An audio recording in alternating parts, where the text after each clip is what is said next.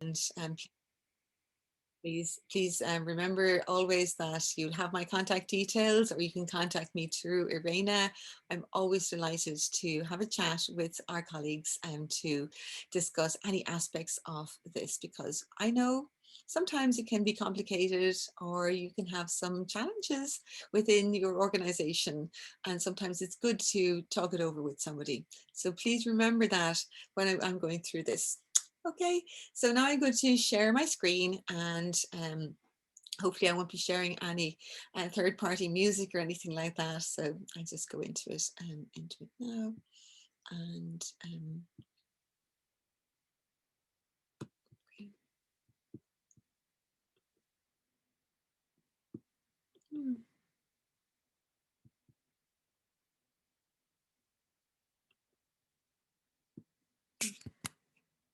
Can you still hear me? Yes, we can hear you, but we And can don't you see see your slides. can you see my slides? No, not yet. You can't see them yet. I'll just go and do it again. Sorry about this. So I'll go back into it again.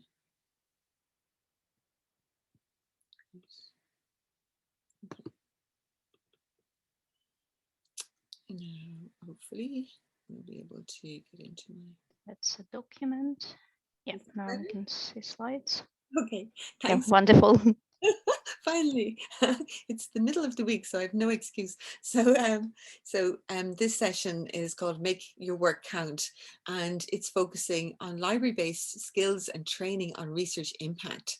So we've been looking, last week we looked at bibliometrics, and the week before you had social media. Early on, I spoke to you about publishing. So you've had a whole range of discussions about this. And in some ways, this is bringing together some of those themes and skills and techniques. It'll be talking about the skills and the tools, but it will also talk about ways that I have found that work well for training in this particular area. So this is what the Eiffel Digital Research Literacy Training Outline says about it. It says that in this area about making your work count, you should be able to choose appropriate types of research impact metrics for your scholarship and help others to do so. You should be able to recognize the types of research impact metrics that can be applied to various forms of scholarship, describe the common tools for gathering the impact metrics, and be aware of the appropriate uses and limitations of them, develop a strategy for gathering evidence, and provide examples of how the library can support researchers and students in gathering this information. So that's quite a lot for us to get through. So as usual, I probably have too much information, but you can always go back to it again. And there's a whole list of wonderful resources that the Eiffel Digital Research Literacy Training Outline provides. There are resources for workshop facilitators and learners that you can see here, including a whole range of online courses on different aspects of impact. And we'll just move on to their, say, online courses. There are webinars and online tutorials on measuring your research impact, etc., and examples of library guides on how to measure research impact. So I think those are really useful resources, and I'll mention a couple of them later on in this presentation as well. So there's also what are really useful examples of presentations are training slides, and a bunch of free tools that some of which we looked at last week. And then there's an article on Google Scholar Web of Science and Scopus for you to look at there. So today we're going to take those objectives and look at how to choose the appropriate types of research metrics for particular types of scholarship. And in order to do that, we're going to look at recognizing the types of research impact metrics, the common tools, about promoting awareness of the appropriate uses and limitations of citation metrics and altmetrics, developing individual and group strategies for gathering evidence of impact, and providing some examples of how the library can support our researchers and students in gathering this evidence. Okay, so To begin with, we'll start to look at the types of research impact metrics that can be useful. So we look at how research impact is measured, research impact, the disciplinary perspective, and I'll just hone in or focus in on some basic skills for everybody, which is a good place to start. So, and later on, we're going to be talking about how you might deliver these skills in a training package and how to work with academic colleagues and others to do that. But that's at the end. At the moment, I have to say that for those of you who came along to last week's webinar on bibliometrics, I'm going to be repeating some of this information in a slightly more condensed way. And for those of you who did not have the chance or weren't interested in bibliometrics last week, I've made my slides available to Irena, and she will have them shared with the group, with the community, so you can check back with them later on. So when we look at tracking impact, at research impact, we talk about indicators or metrics. And there's a whole lot of different ways to do this, as I'm sure you know. I often use the example or the metaphor of a camera with its lenses and its filters. So I think that this helps, especially with people in arts and humanities, to show that we're not reducing their research down to figures and making it weaker or poorer as a result of this. These are just different ways of looking at their research. Just like a camera will take a picture of reality, it's not the reality. And so the traditional metrics is one lens that we often see that research is examined through. And that includes the numbers and types of research outputs, the research productivity, citations, and we looked at those last week, and the H-index, etc. Collaborations, the industry liaison, like patents and licenses, grant applications, whether they're the applications, grant awards, the number and maybe the amount of funding that comes in, the numbers of PhD students that have been completed their doctoral studies under an individual or a school or the institution supervision. And in my institution, in Trinity College Dublin, we've added a full range of research activities that we're counting for this. So we're not only counting the books and book chapters, research articles and conference papers, but we're including drama productions, video productions, scripts, poetry, archaeological field studies, all the way down to video portfolios. So this whole range of research outputs are now being recorded in my institution, so that we can give our researchers the full credit for what they're doing. But there are other lenses that we can look at and we can examine our research through. One of them we mentioned last week is altmetrics. So we've got information on that in the last week's presentation. And that includes information on news and mainstream media, on social media, policy papers, Wikipedia hits, and so on. I've included open science metrics in here as well, but I also have included them in the impact indicators. So these might be considered the more new style. So traditional metrics we have, altmetrics are also next generation, but altmetrics are actually built on the traditional metrics. They're based in many cases on publications. So impact indicators are a new thing, relatively new. They're really important to a lot of our funders. They try to measure and report societal, economic, and cultural impact. So not about the publications, about the real world impact. And they do them through tracking changes, through case studies, and tracking policy papers. And I've included open science metrics in there as well, because as many of you know, your repository can often give you information on who is using the research. And sometimes that will even tell you if government departments, if schools, if other important civic society entities are using your work. So you can get open science metrics under the heading of impact indicators as well.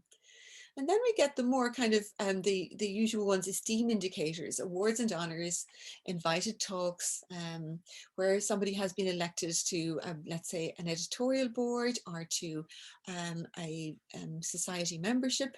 So that's an esteem indicator. Reviewers, invited reviewerships and invited talks are all esteem indicators. And those are not easy to capture. There's no commercial entity that captures them. You're going to have to do that yourself. So we'll look at how you capture this information in a few minutes. But there are some other more blue skies indicators that are coming on stream. One of the latest ones is called Humetrics. And I always show this to our researchers in arts and humanities because they like to see this. You could look up Humetrics. It is recognized by a number of projects, and that recognizes collegiality, quality, equity, openness and community. It's a really interesting metric to watch out for, and it's under development at the moment. So do look it up.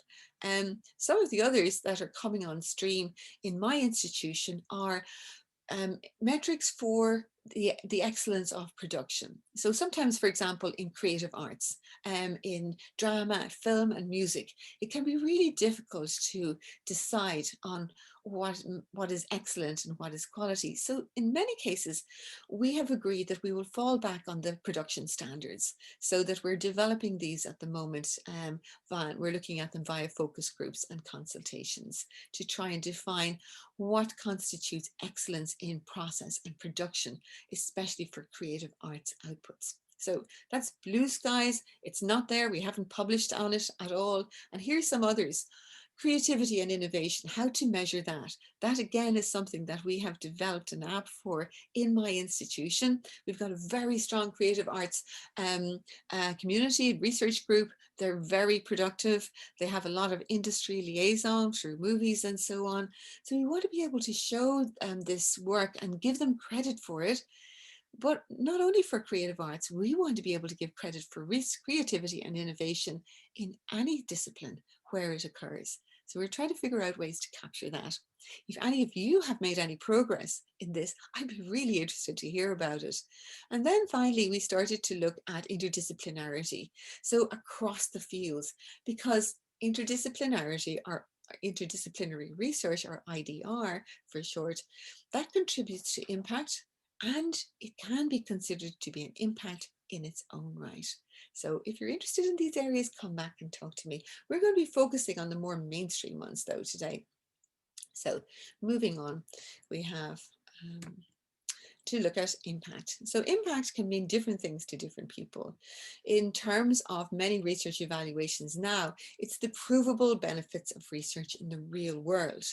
However, at the same time, we need to look at research impact in the scholarly world. That's where the bibliometrics comes in. So we're going to try and bring these two things together, the scholarly type of impact and the real world type of impact. So let's have a look at what we've got here. And sorry, this is a bit small, but you'll be able to see it on the slides.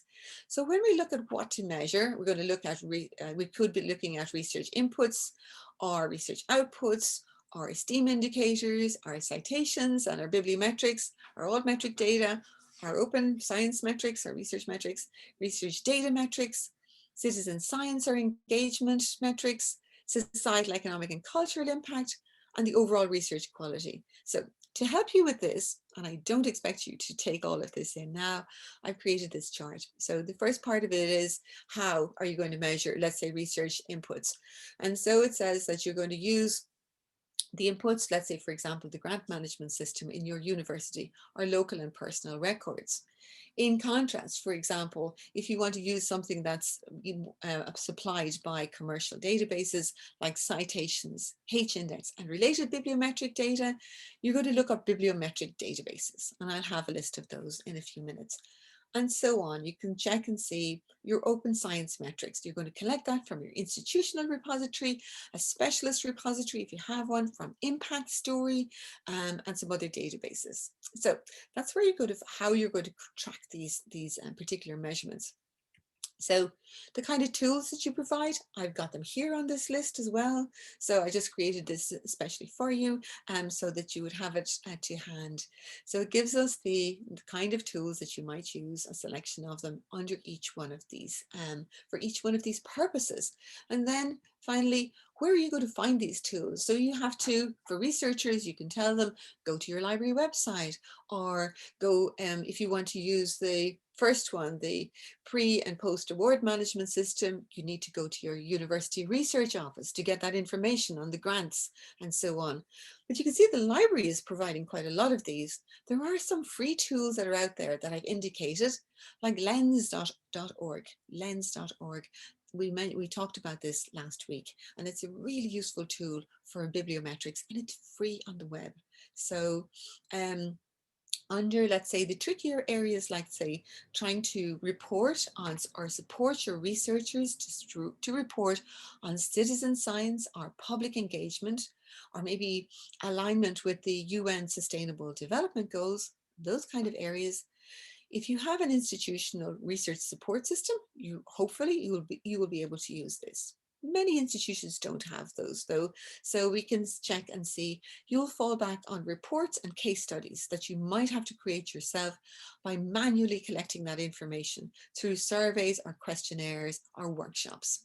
So it's not all straightforward and joined up and ready, no matter how much money you have or how little money you have. You're still going to have to do some work by putting together this information in particular ways. So we'll move on now to the next one and look at how do you check that by discipline. So there's no one size fits all that comes to research evaluation, although we will use similar tools and techniques in order to measure them. So the tools actually aren't that different at the moment, but the scene is changing all the time. So keep your eye out on the tools. And I often recommend the London School of Economics Impact blog. So I've mentioned this before. So that's the LSE Impact blog. It's designed for social sciences, but it can actually be applied to everybody. And they actually have an impact toolkit in the LSE Impact blog. So the disciplinary differences in research methods and behaviours and in research inputs and outputs have to be taken into account if any type of meaningful research evaluation is to take place. When it comes to that area that I mentioned, that's increasingly important, that's interdisciplinary research, an understanding of the cultures of the other disciplines that you're working with is absolutely vital to successful collaboration. And that has to be the first discussion, is how do you do things? How do you go? What methodologies do you use in your different disciplines? Otherwise, misunderstandings can arise. So I'll have a quick look. You're going to see the similar chart, but applied to arts and humanities. So, and again, you can go and check this online. So here's my chart, with the different, what to measure, how to measure it, the tools, where to find them, and just some commentary under arts and humanities. So the institutional CRIS, if you have one, the current research information system, are really important in arts and humanities because the coverage in bibliometric and external databases are so bad. So CRISs can include all kinds of non-traditional academic outputs like multimedia, but the profiles have to be kept up to date. Moving down to the citations, bibliometric data is really problematic in arts and humanities in particular because of the public coverage issues. So therefore, Google Scholar and Publisher Perish might be better for this in arts and humanities. Altmetrics are also really important to arts and humanities due to the weaknesses in bibliometric indicators, but altmetrics share some of those weaknesses with bibliometric indicators too. When we go into open research or open science metrics, those are really important in arts and humanities. If only our researchers in arts and humanities embraces open research, because they can provide them with metrics that they would not get from the traditional databases. And under citizen science and engagement, that's really important in arts and humanities because of the weakness of the other indicators. So it's very important to try and find ways to capture that information to show societal, economic and cultural impact of arts, humanities, and the same applies to social sciences. And peer review is really important in both of these areas to arts and humanities due to those weaknesses in the traditional indicators. Okay, so that's kind of an add-on to those tools and resources that I mentioned already. So in social sciences, it's the same largely as arts and humanities, but social sciences are slightly better covered in the bibliometric tools. So all of the comments that I mentioned previously are relevant to social sciences as well, but you are going to see more coverage, a little bit more coverage. In the social sciences, you can really look out for that societal, economic and cultural impact because it's a real focus by its nature of many of the applied social sciences. For the more theoretical approaches, you're going to be looking at the arts and humanities kind of indicators. And again, peer review is incredibly important, not just to this area, but to all of them. Here's health sciences. Health sciences, you're going to use the full range of these tools and resources as they apply. So because they're really important, policy paper references are extremely valuable in health sciences as in other areas. So it's very much worth your while trying to focus on tracking that. Going back to your institutional CRIS, in many cases in health sciences, you'll see that your researchers will be, and research leaders will want to capture information on public and patient engagement, or public and patient involvement, PPE or PPI it's called, where patients are involved in researching their own recovery, for example. It's such an exciting area. It's an area where you can imagine that libraries can really help out, and this has to be captured somehow. So again, it's either going to have to be done manually or it's going to have to be done through your research information system if you have one, because nobody's capturing it outside. There's no commercial databases that capture this information.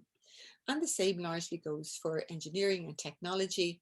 And but for engineering and technology, the bibliometric tools are poor because they don't cover conference proceedings particularly well. Again, you either accept the problems that are within the bibliometric tools or you try and capture supplementary information yourself. And then we have through the sciences, and life sciences in particular are better catered for by the various tools. However, no discipline is really well covered. And so you saw we have our other next generation metrics coming in to support us. So keep an eye on those as well as these ones here. Okay, so the basic level research impacts tools for everybody include what I would suggest for anybody who's starting from the beginning is start to train people and obviously provide the skills and literature and information on ORCID and other research profiles, and then on the standards that they need to apply on digital object identifiers and other standards, on how to recognize predatory journals and predatory publishers and predatory conference proceedings and to avoid them, on how to access tools if you have access to them, such as Web of Science, Scopus and Dimensions, or to access alternative tools such as lens.org, Microsoft Academic, etc. So those are the basics. When they've got access to those tools and you start to take them through those, it should be starting off with how to check your own personal details in these tools. So a particular researcher needs to do an author search and look themselves up to make sure there are no errors. And you will need to show them how to correct the errors if there are errors. And the library can play a massive role in supporting researchers to do this. Many of them don't realize how bad the situation is from the external analysis point of view until they go into a workshop that you run and you show them the problems that are there, and they will say, but this doesn't have, half of my publications are missing, or there are too many versions of my name, or that's the wrong name for me, or it's the wrong affiliation. So we looked at how to correct errors last week in the bibliometric tools. So you can come back to me on this again if you want to. The next area that I think is really important is that researchers need to check that their intended publication sources are indexed in Scopus. So, and they need to think carefully when they publish in a journal that is not indexed in Scopus or the directory of open access journals, etc., because they might not be counted. They will not be accounted in the various databases. And finally, but most importantly, they should have basic skills in making their work available on open access, both their work, their publications, and their data, which I know you're all doing already, but it's part of the research impact skills agenda. So the common tools, and I'll go through this quite quickly because it's information that you really need to take some time to look at.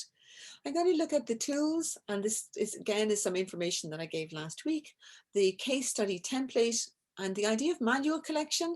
There are some areas where I mentioned already that you may have to do questions, errors, and surveys yourself. So that's something to be prepared for. So I mentioned there's a confusing array of tools available for research evaluation and reporting. The main tools might be your quiz system if you have one, your repository, a set of subscribed resources if you have them. If not, Google Scholar, Google Citations, Publisher Parish, Research ID, lens.org. Check out last week's presentation.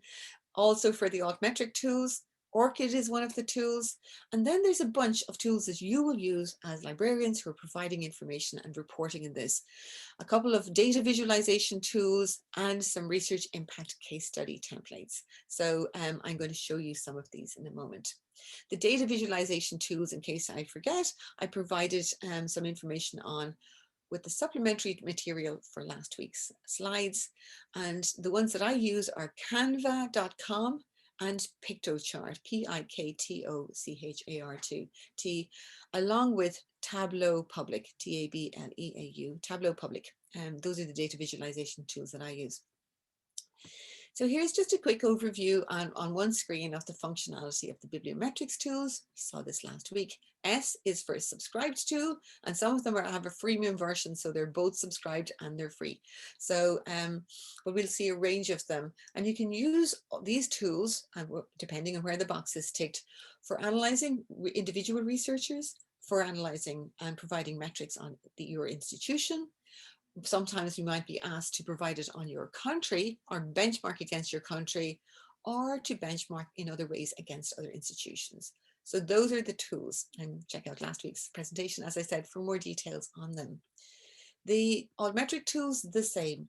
Some of them are subscribed but provide free versions or free plugin versions, and you'll find them embedded in other resources as well. And some are entirely free, like Kudos, for individual subscriptions. So again, check those out. The open science metrics, again, I mentioned these last week. These are Impact Story, Google Analytics, your repository stats, open access publisher statistics like PLOS ONE, for example. And then you're going to have some stats in the Web of Science, which is actually quite good on this. It uses on-paywall data, and in the other subscribed resources. So, and now we're going to have a quick look at planning and creating societal impact. There's an impact case study template that's available that I'll make available for you. And here is a screenshot of it. So that's moving from bibliometrics into trying to capture information on societal, economic, and cultural impact. So I'll give you this template and make it available through Irena, and she'll share it for you. And this is a basic template that anybody can use to describe the societal, economic, and cultural impact. And you could try this, you could workshop it with your own researchers if you wish. So that's one technique. We're going to come back to that in a moment. Promoting awareness of the appropriate uses and limitations of citation metrics and altmetrics. The basic advice is use a basket of metrics. Look at that lovely basket full of fruit that we have there. So that's what we're thinking about when we think about metrics. Please try to avoid just using one metric. Don't just give citations per paper or, certainly not the journal impact factor, but use a mixture of them because that's best. Do use the metrics toolkit. I'm going to show you this in a moment, and promote DORA, the San Francisco Declaration, and the Leiden Manifesto as well for research awareness, research evaluation. When you choose your metrics, as I said, use the metrics toolkit and do consult the European Commission's expert group on assessment of university-based research. So there's a matrix in that. It's 10 years old, it's still very relevant. It won't have the most up-to-date kind of metrics in it, but it'll give you what you want to do, the sort of information that you want to get, and what you use to do it. I use it all the time. So let's say, for example, if the president of your university comes knocking on your door and says, I want to get a view of our research because I want to decide where to allocate money, right? So within this report, it will say, if you want to allocate money, these are the techniques and methodologies you should use, okay? And it's got a whole bunch of other ones in there as well. So check that one out. It's available on open access through the institutional repository in the Technological University of Dublin, because the editor came from that institution. So here are the rules from the Bibliometric Indicators. Never apply bibliometric data across fields or disciplines. Always use a range of metrics. Try to balance qualitative and quantitative data. Always identify your data sources. Try and make sure your researchers are aware of the ways that they're evaluated, and give them the means to improve your results. And do share expertise and information with your colleagues through Eiffel, in your institution, in your country, with me and Reina, and make the world a better place. So this is a look at the metrics toolkit that's available for free, and it gives you, you can look up, H-index, and it will give you appropriate uses and inappropriate uses of this metric. You can look up field-weighted citation impact and a whole lot of others, and it's a really valuable tool that's updated by a group of expert volunteers. So very worthy of support. It's a brilliant resource. So in terms of individual and group strategies for gathering evidence of impact and value for your own scholarship, we're going to look at this in two ways: the research impact strategy, and we'll go back to the research impact case study template. So a research impact case study strategy is, here's an example, and again, I'm going to give you this template. So I use this both for teaching incoming librarians. I teach a module in the Dublin Business School, which trains librarians in how to use these tools and resources. It's called Open Librarianship. And this is the template we use. So I asked them, and this is an exercise, to choose a group or an individual, give a description of it and what their field and background is, describe the purpose of the report, so what you're using it for, and you can use the tools that I mentioned previously to help you with this. Look at the type of research outputs that are being considered, the type of searches that are being planned. So you work this out for yourself, what tools and resources you're going to use. And if you don't have tools, so you can just work out what your strategy should be. Work out how you plan to display and present the data through a report or a slide deck, and the format of each component. Do remember to put in any caveats or limitations you want to flag in relation to the data, and any recommendations you might have for the future research impact of this person or group. So that's a template that you can use to develop a report for research impact. In terms of the research impact case study, so this is the societal impact side, I've got an impact case study template that I just showed you and that I will share. So I've got two templates, one for a research strategy, a reporting strategy, and one for an impact case study template. Here's an example of us using a case study, research impact case study in our repository. So in my institution, we're asking our researchers to create research impact case studies based on a template, and we're depositing those impact case studies in the repository so we can show them off to other researchers and get even more impact for our work. So here's an example in our repository of a particular project. It's a history project, and there's the link, and this is what the resource looks like. So you can look down through it and you can see how that impact case study is being presented. So you can see the library is helping here in a number of different ways. They're informing people about the need for research impact case studies. They're supporting them with a template to do this. They're working with the research impact unit within the university to help them to do it. We're providing a repository to show this off, and we're training people and supporting training for it as well. So we have multiple ways in which we do this. There's another example from University College Dublin, a sister institution, who've got a whole range of research impact case studies that you can examine and have a look at. And many universities have this available as well. And including an entire country, the Research Excellence Framework in the UK has a portal, and I've provided the link there, where you can look up where researchers from every university in the UK and from every discipline has written research impact case studies, and they're there freely available for you to examine. I often use these to workshop with researchers to get them to go in, find information that they're interested in looking at, find their field, look at how these case studies are written, and decide on maybe how they would like to go about doing it. And then share it with others. Ideally, share it with other people outside their discipline, because the point of the impact case studies is to communicate with people who are not specialists in your area, right? It's about societal, economic, and cultural impact. So it's not talking to your own people. It's not an echo chamber. So there's an example from, as I said, from the UK Research Excellence Framework. They say impact is underpinned by excellent research. It's something beyond academia. It can include policy changes, an increase in effectiveness, improved well-being, or reduced cost. There has to be evidence demonstrating it, and it can be achieved through partnership, collaboration, and engagement. So there's a challenge. This is not an easy thing to do, I have to say. And nobody, even in the UK Research Excellence Framework, I hope there's nobody involved in that who's listening here today, but I think everybody would agree that nobody really has this perfected as yet. So I'm going to show you some examples to finish up on how the library can support researchers and students in gathering evidence of impact. And we're going to look at training, but first of all, we'll have a look at the other areas that and why the library can help. So the role of the library in research evaluation is something that a lot of libraries, it's kind of new to them, and maybe not everybody feels very comfortable in this situation. But it should be known that the library is a neutral space, and also we are known to uphold standards. So if anybody's going to do this properly, I suggest it's going to be the library. Okay. So in the American Research Library's New Roles for New Times, Transforming Liaison Roles in Research Libraries back in 2013, they said, it's clear that as the nature of research within our institutions changes, so much must the role of the library in supporting research.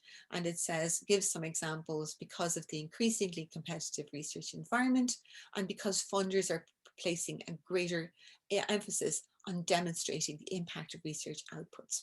So that's telling us clearly that the library is involved. And they say the research support has to evolve with the changing research activities. And there's been a lot of debate within libraries about what form this will take. But at the moment, or certainly in 2013, little consensus in terms of the role to be played by libraries in general and the role of library staff members. Now that's something for you to think about. But I think now we're starting to see research support librarians coming into place, either in whole-time or part-time, and scholarly communication librarians, some of whom are taking on these roles of research impact analysis, reporting, and evaluation. So things might be changing. So the core task force on librarians' competencies in support of e-research and scholarly communication identified scholarly publishing services, copyright and open access, advocacy and outreach, and then scholarly resource assessment, providing expertise, consultation and outreach to the campus community around scholarly resource assessment and metrics, from traditional bibliometrics to emerging altmetrics, and I would say now, and beyond that. So, and there's been an increase in jobs with scholarly communication in the title that we saw through Spark Europe's report. Another really valuable report is the value of libraries for research and researchers that came out again quite some time ago by RLUK RIN, but I haven't found anything better in some more recently in summarizing the value of libraries for research and researchers. And it goes down through, it lists the services that libraries provide for researchers. And you'll see this, down here, we'll see helps with research evaluations down towards the bottom of their work, offering specific advice in bibliometrics, the open access repository, These are all coming in under the heading of research impact and evaluation. For the research office, it provides the same services and even more to the research office. And you can have a look at it there again, specific expertise in bibliometrics and publishing research outputs. So the library characteristics, general library characteristics that I mentioned, the neutral position, the strong research materials, the natural position at the center of the university leads automatically into certain immediate outcomes, better informed researchers, new research interests, a better research environment, which then benefits your institution through increased visibility of research, a better institutional understanding of their assets, better research management, and so on. And that leads to increased potential impact, more research income, higher quality research, better recruitment practices, more efficient research, and so on. So you can see that the library is directly benefiting the university by doing this activity. So it's a great role. This is a brilliant webinar that comes from the University of Waterloo, and it came out only in February 2021, so right up to date, and you can play it on YouTube. I've put in the link there, and there's also a link to the webpage which goes down through how the University of Waterloo developed their training program in bibliometric and research impact analysis. So do have a look at that, it's really brilliant. And also, that was last year, they produced a library impact practice brief. So the same institution, University of Waterloo, provides a really in-depth report or brief. It's a how-to on supporting bibliometric data needs at the academic institution. So I really recommend that for you as well. So just some quick examples on some web pages, library website pages that provide excellent information. This is Utrecht University Library, which just keeps on powering on with this. They're really worth having a look at. And there is an example from Cornell, measuring your research impact through, this is an example of Google Scholar citations. And of course, Duquesne University presented the impact stories 7-day impact challenge. So that's an approach that you could take as well. All the resources are available on CC BY licenses for these, so you can see how they're presented in other universities. University College Dublin has produced publications on how to promote your research on research impact. So you can look those up. The links are given there as well. And here's an example of a LibGuide from my colleague in University College Dublin, Michelle Dalton, who's produced a LibGuide. So there's loads of resources and materials and examples out there. So there's a guide and some more information on bibliometric support from that institution. They also provide training, online training, as do many institutions, on bibliometrics. So within my own institution, we provide this, and I've showed this to you before during our Publishing Your Research Outputs, the first session that I did with you. But it gives you an idea of how that's planned, and I won't go into it now, but it shows you how one institution works with, let's say, for example, HR or the Office of the Dean of Graduate Studies or with the schools to deliver programs at various different levels around the year, okay? So there you go.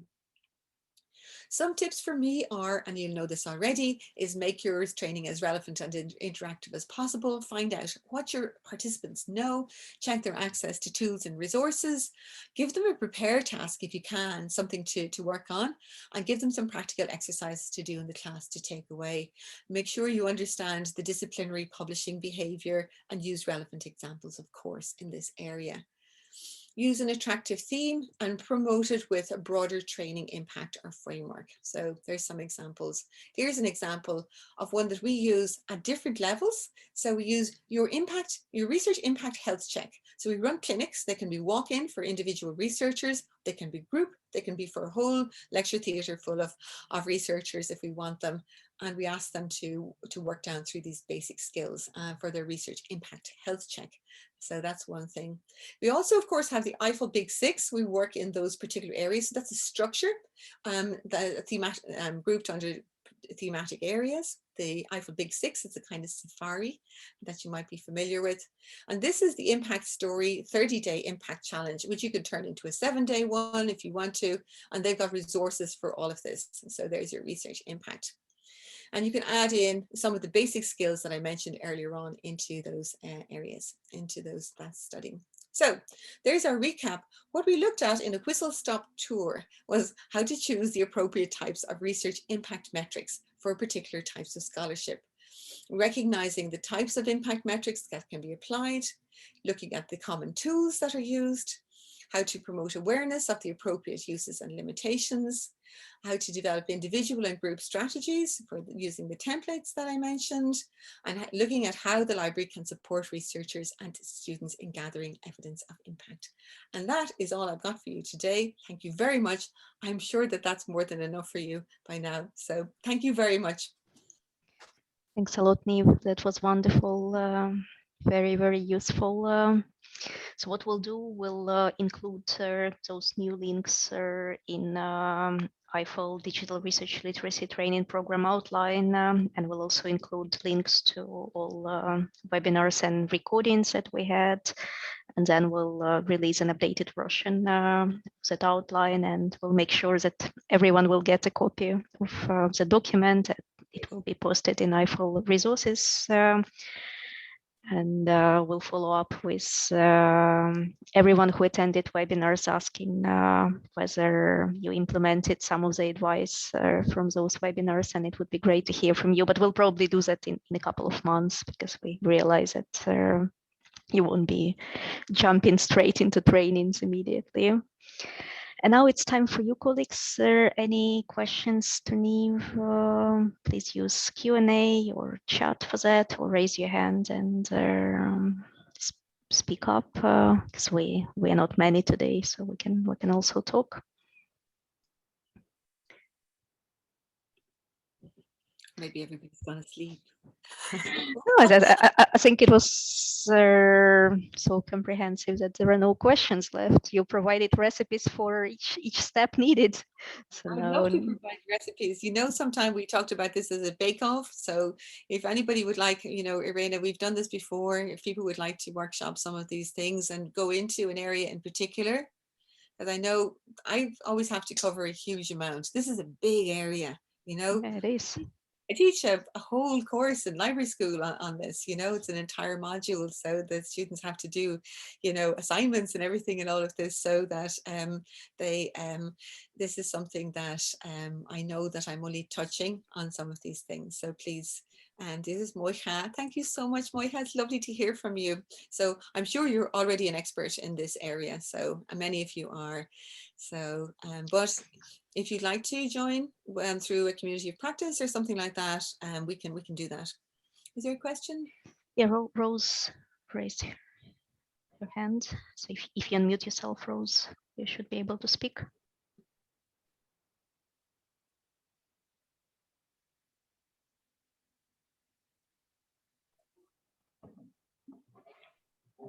And this is Joel, not Rose. Sorry. I delayed registering, so she gave me her link. I joined using her link, but she's also on call. Mine is not a question. This is Joel Nakitare from Rongo University in Kenya.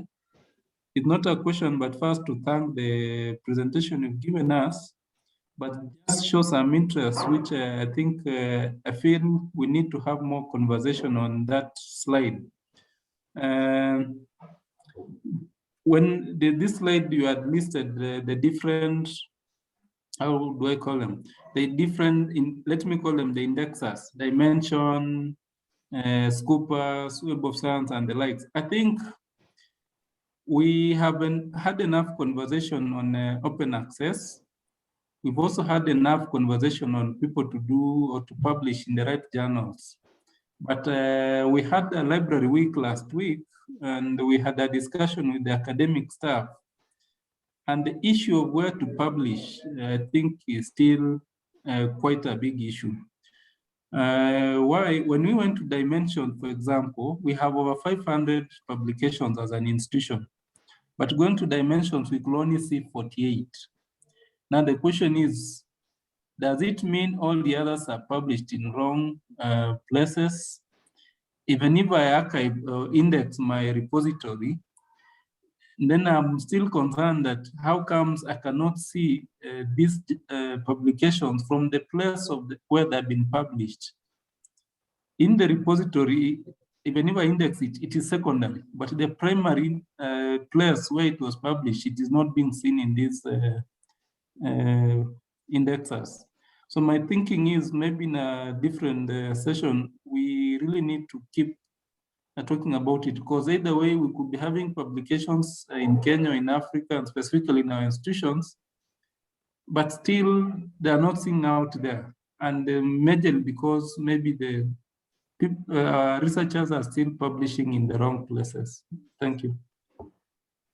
Can I come back on that, Irena? I'd love to talk to you about this. Is such an important issue. And when we talk about researchers publishing in the right and the wrong places, that's a really tricky issue. The area of bibliodiversity has become really important now, and especially when it comes to publishing in the Global South, for example, because we know that our researchers might be publishing if they're publishing in predatory journals, then they're publishing in the wrong place, right? But if they're publishing in a journal where they know they're going to have the audience, right, and that the people that they want to reach are in this journal, it could be a local journal, it could be a regional journal, it might be a journal that applies in another area, then that is the right publication for them if it reaches the audience, okay? So the problem is the coverage of dimensions or Scopus or Web of Science. Now that is something that I think that we in Eiffel should work on. Okay, so I know in my country, and Ireland is a very small country. It's not very powerful, and it's not particularly, you know, sort of it has a strong research reputation. We had a national project to get a particular resource. Let's call it could have been dimensions. It was insights. But part of the deal with the suppliers was that we would look at where our researchers are publishing, decide on which ones are really important to our researchers, they would tell us, and get those people, the suppliers, to index those publications, right? So if those are the right publications, because you've decided, or the researchers have decided, they are reaching the right audience. They're not predatory journals. The journals have good standards, right? But they're not being covered by these resources. Then we need to work together to make sure that those resources, the Web of Science, etc., are covering them. I think that is something that is difficult for an individual like yourself to do. It's difficult even for a single institution to do. But it is very possible if we get together that we can work on this and we can make this case. And I fully agree with you that this is something that we should come back to. We could have a whole workshop on this and look at maybe how we would go about doing this and bring in maybe some of the people from Dimensions too, because I know that they're interested in talking to us about this. Okay. Yeah, I fully agree, and we're already talking to Dimensions about a webinar. So let's make sure that we also discuss this issue. And I was looking this morning at lens.org and publications from AMREF, International University in Kenya, and I've seen that they included links to institutional repositories. In that particular case, it was an institutional repository from Norway, because AMREF International University doesn't have its own institutional repository yet, but we could also work with lens.org to make sure that they include your institutional repositories, because that's an important issue. Thank you so much. Thanks so much. It's an incredibly important point. It's a real flaw in the system, but I think there is a solution to this, but it's going to be, we're going to have to work together to lobby and to make a change happen. But Eiffel is really good at doing this kind of thing. So yeah, that's what you're here for, isn't that right, Irena? Yeah. So I'm afraid I'm going to have to go. I'm sorry because we had a delay at the beginning of this, but I really hope that we can follow up afterwards and maybe organize some other follow-up sessions. And do contact me if you need to. These slides will be available quicker this time, Lorena. And without the music, I hope, at the beginning. Thank you so much, Niamh, and thank you, colleagues, for joining today. And we'll be in touch about next steps. Have a wonderful rest of the day. Okay. Thanks so much, everybody. Thanks a million, Irena, and for everybody in